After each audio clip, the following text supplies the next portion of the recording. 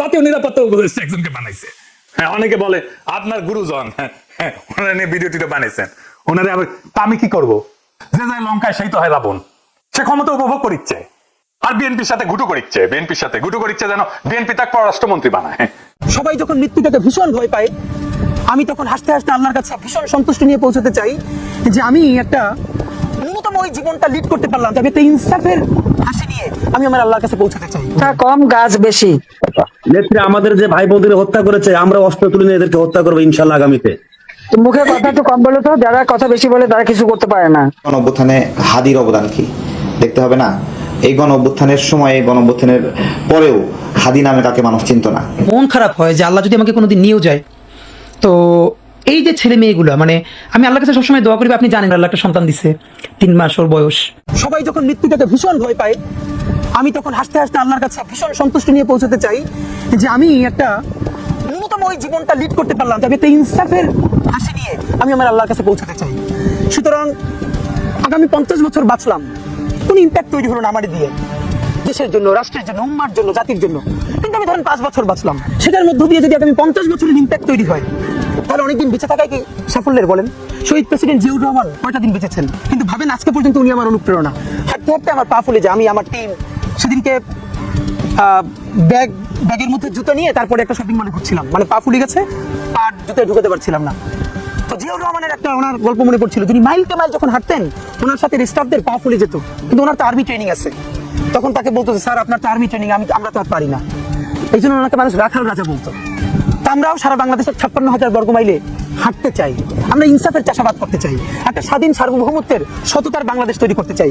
আল্লাহ যে কয়দিন হায়াতে রাখবেন এই লড়াইটা করবো, যেদিন নিয়ে যাবেন আমি স্বপ্ন দেখে যেতে চাই, আমি আমাদের এমন টিম, আমি আমার সন্তানকে রেখে যেতে চাই, আমার মৃত্যুর পরে যেন এই লড়াই বন্ধ না হয়, এই লড়াই যেন বাংলাদেশের কিয়ামত পর্যন্ত জারি। এই হাদিকে কেন গুলি করা হলো, কে হাদিকে গুলি করছে, তার চাইতে কেন গুলি করছে এই প্রশ্নটা জরুরি।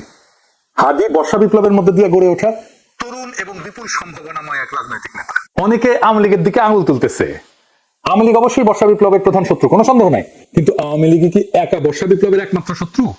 না, রাজনৈতিক দলগুলো যারা হাসিনা বিরোধী লড়াই করছে তারাও তো বর্ষা বিপ্লবকে ধারণ করে না। সরকারের মধ্যে বিপ্লব বিরোধী ধান্দাবাজ অপদার্থ ধ্বজভঙ্গ লোকেরা ঢুকেছে একের পর এক।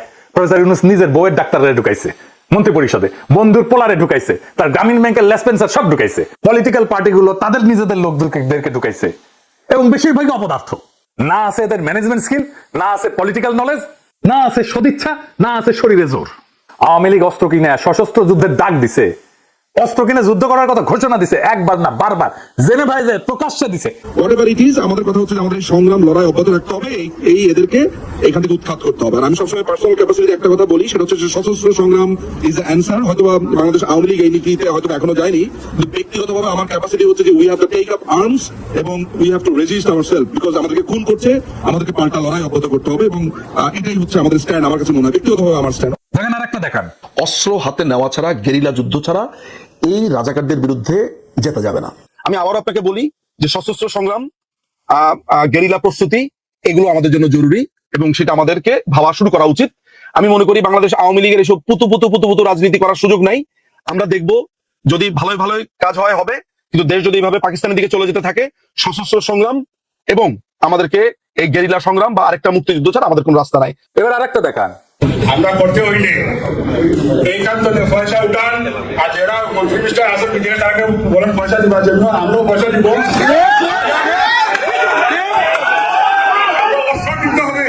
অস্ত্র কিনতে হবে, আমরা যুদ্ধ করতে হবে মাঠে।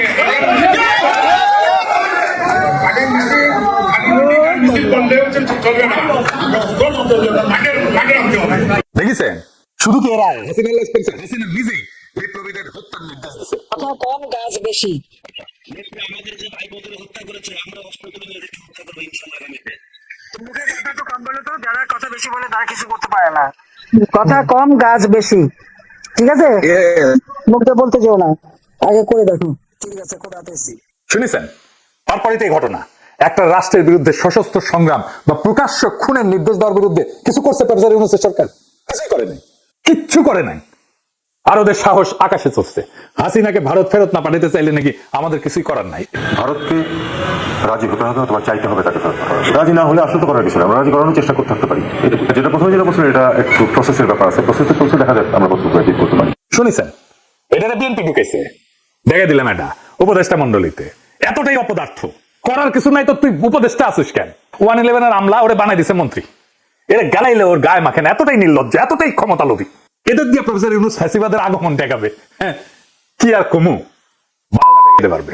নির্বাচনের তফসিল ঘোষণা করছে না, দেখেন কি ভয়াবহ রক্তপাত হয় এই পুরা নির্বাচনের সময়, কিছুই ঠেকাতে পারবে না।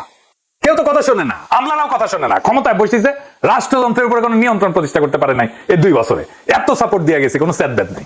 আচ্ছা বলেন, এনএসআই ডিজিএফআই যদি না জানে কারা ঢাকা 8 আসনের প্রার্থী শরীফ ওসমান হাদিকে হত্যার উদ্দেশ্যে গুলি করছে, তাহলে এই সংস্থাগুলো বন্ধ করে দিতে হবে। এগুলো রাখার যুক্তি কি? এই সংস্থা দুইটা প্রধানদের আজকে তো বিদায় করে দেওয়া উচিত, এরা কিছুই করতে পারবে না। জাতীয় নিরাপত্তা উপদেষ্টা একজনকে বানাইছে। হ্যাঁ, অনেকে বলে আপনার গুরুজন, হ্যাঁ ওনারা নিয়ে ভিডিওটিটা বানাইছেন, ওনারা আবার তা আমি কি করবো? যে যায় লঙ্কায় সেই তো হয় রাবণ, সে ক্ষমতা উপভোগ করিচ্ছে আর বিএনপির সাথে গুটু করিচ্ছে, বিএনপির সাথে গুটু করিচ্ছে যেন বিএনপি তাকে পররাষ্ট্রমন্ত্রী বানায়। হাদিকে খুন করার এই ভয়ঙ্কর অপারেশনে যারা যুক্ত ছিল তাদেরকে গ্রেপ্তার করে বিচারের আওতায় না আনতে পারলে প্রফেসর ইউনূস সরকার 12 ফেব্রুয়ারি জাতীয় নির্বাচন সম্পন্ন করতে পারবে না, লিখে রাখতে পারে। বর্ষা বিপ্লবকে কোনোভাবে মেনে নিতে পারেনি কায়েমি গোষ্ঠী। আর এক দল আছে বর্ষা বিপ্লবকে বিপ্লব বলে স্বীকারই করতে চায় না, বলে এটা অভ্যুত্থান। এটা অভ্যুত্থান নাকি বিপ্লব খুব নির্দোষ বিতর্ক বলে মনে হয় না, কিন্তু এখানে লুকায় আছে হাদির গুলি খাওয়ার নিশানা। আসেন সেটা বুঝে দেখি। এক শ্রেণীর জাউরা আছে, দেখবেন বলবে আমি সহ কয়েকজন নাকি দেশটারে অস্থির করে রাখছি। বিপ্লবের পরে কোনো দেশ সুস্থির হয় না, কখনো হয় না, বিপ্লবের ইতিহাসে এটা নাই। সুস্থির করার জন্য বিপ্লবী সরকার লাগে। অভ্যুত্থান আর বিপ্লব এক জিনিস না। আমি যদি বাঘরে বিলাই ভাবে ম্যানেজ করি তাহলে বাঘ বাঁচবে নাকি বিলাইয়ের সার্ভিস আদর পাবো আমি? কোনোটাই তো হবে না। এই বিপ্লব না অভ্যুত্থান, এই জিনিসটা বুঝার ভুলের এই খেসারত জাতিকে দশকের পর দশক দিতে হবে। আমি বলে দিলাম, আমি পরিষ্কার করে বুঝাই বলি কেন অভ্যুত্থানের পরে দেশ দ্রুত স্বাভাবিক হয় আর কেন বিপ্লবের পরে দেশ দীর্ঘদিন অস্থির থাকে এবং কেন বিপ্লবের সঙ্গেই প্রতি বিপ্লব জন্ম নেয় কিন্তু অভ্যুত্থানের পরে প্রতি বিপ্লব জন্ম নেয় না। আসেন সেই জিনিসটা বুঝে দেখি। অভ্যুত্থান মানে কি? অভ্যুত্থান মানে ক্ষমতার হস্তান্তর, রাষ্ট্রের রূপান্তর না। ক্ষমতা এক হাত থেকে আর এক হাতে যাবে, রাষ্ট্র বদলাবে না। অভ্যুত্থানে বদলায় কে শাসন করবে, কিন্তু বদলায় না রাষ্ট্রের কাঠামো, আইন, আদালত, ব্যুরোক্রেসি, সেনাবাহিনী, তার কর ব্যবস্থা, আন্তর্জাতিক চুক্তি। এই জন্যই আমরা ভারতের সাথে হাসিনার কর চুক্তি বাতিল করতে পারি নাই। এই কারণে অভ্যুত্থানের পরদিন ব্যাংক খুলে যায়, অফিস চলে, পাসপোর্ট ইস্যু হয়, কোর্ট বসে, বিদ্যুৎ আসে, রাষ্ট্র কাজ করে। কারণ রাষ্ট্র তখনও জীবিত থাকে, শুধু চালক বদলায়। আর 2024 বর্ষা বিপ্লবে কি হয়েছে এটা চিন্তা করে দেখেন। থানা ফাঁকা হয়ে গেছে, পুলিশ নাই, পালায় গেছে, আদালত ফাঁকা হয়ে গেছে, বিচারপতিরা পালায় গেছে, প্রধান বিচারপতি সহ। হয় নাই? বিপ্লব মানে কি?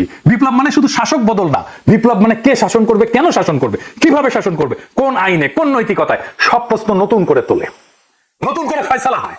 হান্না আরেন্ট বলছিলেন যে ইংরেজিতে লিখেছে, ইংরেজি যেহেতু লিখেছে ঠিকই লিখেছে, তাই না? আমি বাংলা কইরা বলি, বিপ্লব মানে নতুন কর্তৃত্ব তৈরি করা, নতুন কর্তৃত্বকে প্রতিষ্ঠা করা। বিপ্লব মানে পুরনো বৈধতা ধ্বংস, নতুন বৈধতাকে আনা।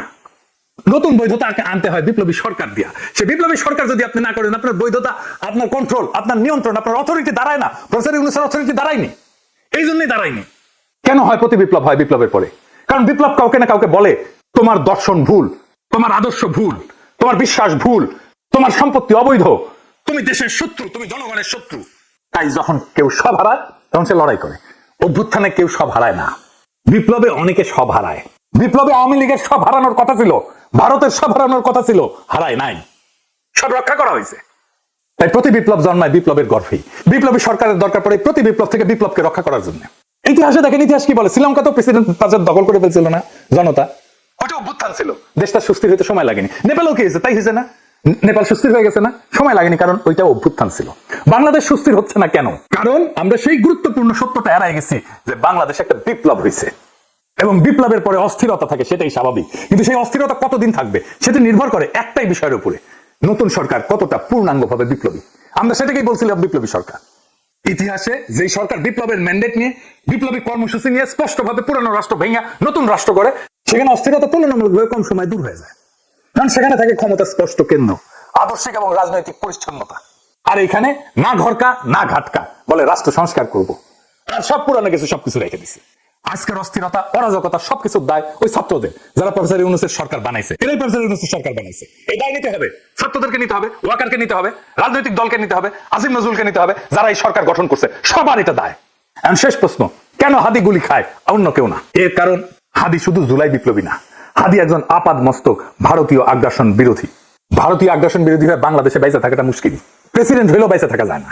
জিয়ারে মরতে হয়েছে না, ইলিয়াস আলীকে মরতে হয়েছে না, সালাউদ্দিন কাদের চৌধুরীকে মরতে হয়েছে না, জামাত নেতাদেরকে মরতে হয়েছে না, আবলানকে মরতে হয়েছে না, হাদিকে নিয়ে কম কুৎসা রটনা করা হয়েছে। দেখেন এই মালটাকে চিনতে পারেন কিনা দেখেন। এই গণ অভ্যুত্থানে হাদির অবদান কি দেখতে হবে না? এই গণ অভ্যুত্থানের সময়, এই গণ অভ্যুত্থানের পরেও হাদি নামে কাকে মানুষ চিনত না। বাংলাদেশের সংকটে হাদিকে এদেশের মানুষ পায়নি। বাংলাদেশ যখন কাঁদছিল, বিপদে পড়েছিল, যখন রক্ত ঝরছিল, তখন হাদিরা সিনা টান টান করে দাঁড়ায়নি। তখন কিন্তু মির্জা আব্বাস ভাইরা দাঁড়িয়েছিল, তাদের হাজার হাজার কর্মীরা এখানে অবদান রেখেছে, লড়াই করেছে। শুনেছেন এই বাটপারকে বিএনপি কোলে তুলে রাখে। বিএনপি যা যা করতে পারে না, বলতে পারে না, এই বাটপারকে দিয়ে করায় আর বলায়।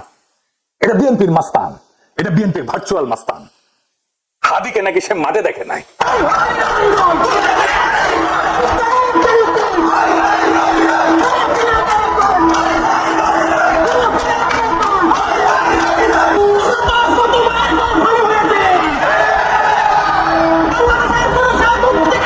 ওই বর্ষা বিপ্লবের হেডমাস্টার, ওর কাছে রোল কল করে বর্ষা বিপ্লবের স্টেক নিতে হবে।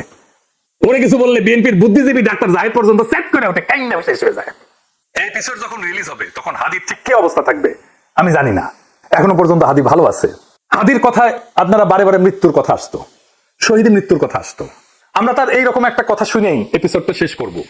কিন্তু একটা কথা আপনাদেরকে স্পষ্ট করে বলে যেতে চাই, জুলাই বিপ্লবকে বিজয়ী করা ছাড়া আমাদের সামনে আর কোনো রাস্তা খোলা নাই। প্রফেসর ইউনূস বিপ্লবকে লক্ষ্যভ্রষ্ট করেছে, আমরা আবার সেই বিপ্লবকে সম্পন্ন করব, বিজয় করব, প্রয়োজনে আবার এক নদী রক্ত পাড়ি দেবো, কিন্তু বিজয় নিয়ে ঘরে ফিরবো ইনশাল্লাহ। ইনকিলাব জিন্দাবাদ। মন খারাপ হয় যে আল্লাহ যদি আমাকে কোনোদিন নিয়েও যায়, তো এই যে ছেলে মেয়েগুলো, মানে আমি আল্লাহর কাছে সবসময় দোয়া করি, আপনি জানেন আল্লাহ একটা সন্তান দিচ্ছে, 3 মাস ওর বয়স। আমার বাচ্চাটা তো আমি 3 মাসে 30 মিনিট কুলে নিতে পারি নাই। তো আমার ওয়াইফ খুব মাঝে মধ্যে আর কি মজা করে বাচ্চারে বলে যে ইনকিলাব মঞ্চের মুখপাত্র তোমার সাথে দেখা করতে আসছে। তো আমার এই প্রথম মনে হলো কি যে আমি ভাইয়ারে বলি, ভাই আল্লাহ যদি আমাকে নিয়ে যায়, আমার বাচ্চাটার দিকে একটু খেয়াল রাখেন। তো এই কথাটা আমি বুঝতে পারিনি।